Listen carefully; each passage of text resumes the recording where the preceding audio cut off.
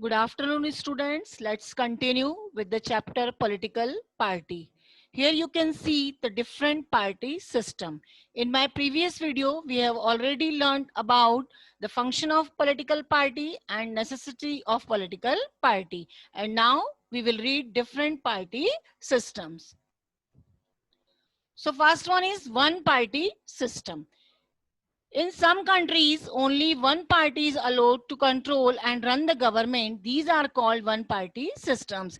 ऐसे कई देश हैं जिसमें सिर्फ एक ही पार्टी रहती है, लोगों के पास चॉइस नहीं रहती है, तो इस तरह की सिस्टम को क्या कहा जाता है? One party system. For example in China only the Communist Party is allowed to rule. जैसे चाइना, अभी तो आप बहुत अच्छे से जानते हैं चाइना के बारे में, तो यहाँ पर एक ही पार्टी जो है शासन कर सकती है जिसका नाम है कम्युनिस्ट पार्टी. अब आपको ये क्वेश्चन ऑब्जेक्टिव फॉर्म में भी आ सकता है, आपको 1 मार्क के क्वेश्चन में भी आ सकता है कि कौन से ऐसे देश है जहां पर वन पार्टी सिस्टम रहता है. The next one is two party system. In some countries, power is shared between two main parties. Such party system is called two party system.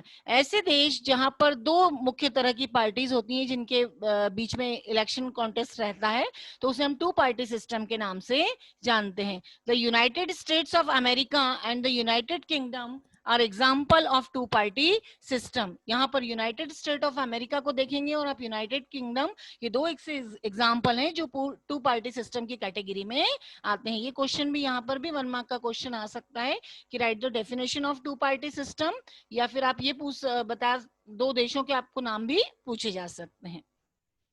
Now here is the one important system which is known as multi-party system. If several parties compete for power and more than two parties have reasonable chances of winning, we call it multi-party system. कई ऐसे देश जहां पर बहुत सारी parties रहती हैं जिनके बीच में इलेक्शंस कंडक्ट किए जाते हैं और जिसमें किसी एक पार्टी के या एक से ज्यादा पार्टी तकरीबन बहुत करीब स्कोर करती हैं, उनके जीतने के चांसेस रहते हैं. We call it a multi party system. इस तरह के सिस्टम को मल्टी पार्टी सिस्टम कहते हैं. In India we have a multi party system. जैसा कि आप जानते हैं कि भारत में यही सिस्टम एप्लीकेबल है. आप बहुत सारी पार्टीज नीचे देख रहे हैं, ये सब भारत में चलने वाली रहने वाली पार्टीज हैं. Since multi-party system tend to offer more choices to the voters, it is often considered better than the other party system. जैसा कि हमने पहले वन पार्टी सिस्टम पढ़ा, टू पार्टी सिस्टम पढ़ा, अब हम जब मल्टी पार्टी सिस्टम के बारे में देख रहे हैं तो हम देखते हैं इसमें बहुत सारी चॉइसेस रहती हैं हमारे पास. वन पार्टी जो सिस्टम रहता है इसमें जो वोटर्स हैं उनके पास डेफिनेटली कोई ऑप्शन ही नहीं है. अगर टू पार्टी सिस्टम है तो उसमें भी उसके पास ज्यादा चॉइस नहीं है, या तो ये या फिर ये, तीसरा ऑप्शन है ही नहीं. लेकिन मल्टी पार्टी सिस्टम में एक वोटर्स के पास वोट डालने को, किस पार्टी को वोट डालना है उसके लिए उसके पास बहुत सारे ऑप्शंस रहते हैं. जैसे आप इंडिया में देखेंगे कांग्रेस है, भारतीय जनता पार्टी है, बहुजन समाज पार्टी है, आप है, ऐसी बहुत सारी पार्टीज आपको दिखेंगी जिसके कारण वोटर्स के पास में चॉइस रहती है. When several parties in a multi-party system join hands for the purpose of contesting elections and winning power, जब किसी देश में बहुत सारी पार्टियां मिलकर इस उद्देश्य के साथ आगे इलेक्शन कंटेस्ट करती हैं, इलेक्शन कंडक्ट करती हैं और एक पार्टी जो जीतती है, it is called the alliances और अ फ्रंट. उसे हम अलायंसेस या फ्रंट के नाम से भी जानते हैं. ये भी क्वेश्चन 1 मार्क का आ रहा है कि right the definition of alliances या what do you mean by alliances और अ फ्रंट. फ्रंट पूछे तो भी यही डेफिनेशन लिखना है, अलायंसेस लिखेंगे तो भी आता है, तो भी आपको यही डेफिनेशन लिखनी है. Now here you can see the difference between the two party system and multi party system. 3 mark का क्वेश्चन है बेटा. फर्स्ट पॉइंट देखिए, the two party system present voters a simple choice. जैसा कि मैंने आपको अभी बताया कि टू पार्टी सिस्टम्स में वोटर्स के पास एक सिंपल चॉइस रहती है. जैसे दो ऑप्शन ही, या तो ये या तो अगर ये नहीं तो दूसरा वाला. लेकिन multi party system provides voters with many choices. लेकिन मल्टी पार्टी सिस्टम्स में वोटर्स के पास बहुत सारी चॉइसेस रहती है. These provide for stable governance. यहाँ पर एक स्थायी सरकार की पॉसिबिलिटी रहती है कि भी दो में से जो एक बनेगी वो बहुत लंबे समय तक चलेगी.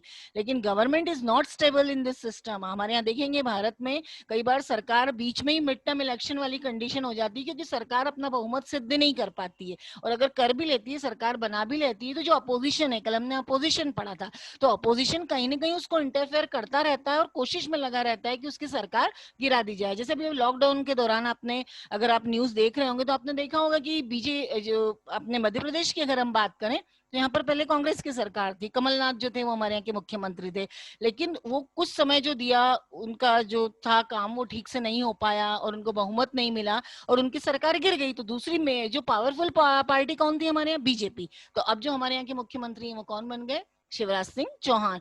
तो ये एक मल्टी पार्टी सिस्टम का एक बहुत बड़ा ड्रॉबैक है कि यहाँ पर जो गवर्नमेंट बनती है वो स्टेबल नहीं रहती, उसको हम एक स्थिर सरकार की कैटेगरी में नहीं ला सकते हैं।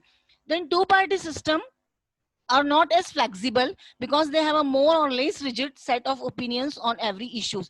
अब टू पार्टी सिस्टम जो है ये फ्लेक्सिबल नहीं होता ज्यादा, क्योंकि इसके पास चॉइसेस नहीं है और लेस रिजिड होता है। ये बहुत चीजों को इस तरीके से ध्यान नहीं देता है, क्योंकि इनके पास बहुत ज्यादा ओपिनियन भी नहीं रहते हैं हर इशू के ऊपर। दो ही पार्टी है, जितना कर सकती हैं वही करेंगी। लेकिन अब multi party system is more responsive to a change और शिफ्ट इन पब्लिक ओपिनियन। लेकिन ऐसे देश जहां पर मल्टी पार्टी सिस्टम है उनके पास बहुत सारे ऐसे मौके रहते हैं कि पूरी की पूरी लोगों की वो विचारधारा को ही बदल कर रख सकते हैं, कि पूरी की पूरी सरकार ही गिर गई और इसके अलावा वहां पर दूसरी पार्टी की सरकार बन गई। एग्जाम्पल टू पार्टी सिस्टम में आप डाल सकते हैं यूएसए एंड यूके, और मल्टी पार्टी सिस्टम में आप डाल सकते हैं India. Now here you can see the national parties. अभी आपने one party, two party, multi party पढ़ा, अब हम देखेंगे नेशनल पार्टीज क्या होती हैं। Every party in the country has to registered with the Election Commission. आप ऐसे ही चुनाव नहीं लड़ेंगे, अगर आपको चुनाव लड़ना है तो आपकी पार्टी को पहले कहाँ रजिस्टर होना पड़ेगा, इलेक्शन कमीशन, जिसे हम शॉर्ट में ईसी के नाम से भी जानते हैं। It offers some special facilities for large and established parties. यहाँ पर क्या होता है, कुछ स्पेशल ऑफर दिए जाते हैं, आपको कुछ सुविधाएं दी जाती हैं। अगर बहुत बड़ी बड़ी पार्टी है आपकी तो उसको कुछ स्पेशल फैसिलिटीज दी जाती है। The Election Commission has laid down detailed criteria of the proportion of votes and seats that a party must get in order to be recognized party। जो इलेक्शन कमीशन उसको परमिशन देगा वो उसमें detail criteria मांगता है कि voters जो है कितना प्रोपोर्शन इसमें वोट्स आपको मिलने की चांसेस है, कितनी सीट्स आपने पहले के प्रायर इलेक्शंस में जीती थी, आप क्या एक जानी पहचानी पार्टी के रूप में जाने जाते हैं या नहीं जाते हैं। इलेक्शन कमीशन सारे क्राइटेरिया को चेक करता है, उसके बाद ही वो आपको सारी फैसिलिटीज प्रोवाइड करेगा। A party that secures at least 6% of total votes in Lok Sabha election or assembly election in 4 states and wins at least 4 seats in the Lok Sabha is recognized as a national party। राष्ट्रीय स्तर की party आप किसको कहेंगे, ये definition में आ गया आपकी, कि एक ऐसी पार्टी जिसने टोटल वोट्स जो होते हैं लोकसभा इलेक्शन के 6% वोट्स गेन किए हों, असेंबली इलेक्शन में 4 स्टेट में वो जीती हो, and wins at least 4 seats in the Lok Sabha, साथ में लोकसभा में भी उसकी 4 सीट्स हो। उस आधार पर उस पार्टी को आप नेशनल पार्टी के रूप में जान सकते हैं। तो आई थिंक आज के लिए इतना सफिशिएंट है। Tomorrow will discuss some more topic of this chapter. Till then thank you very much.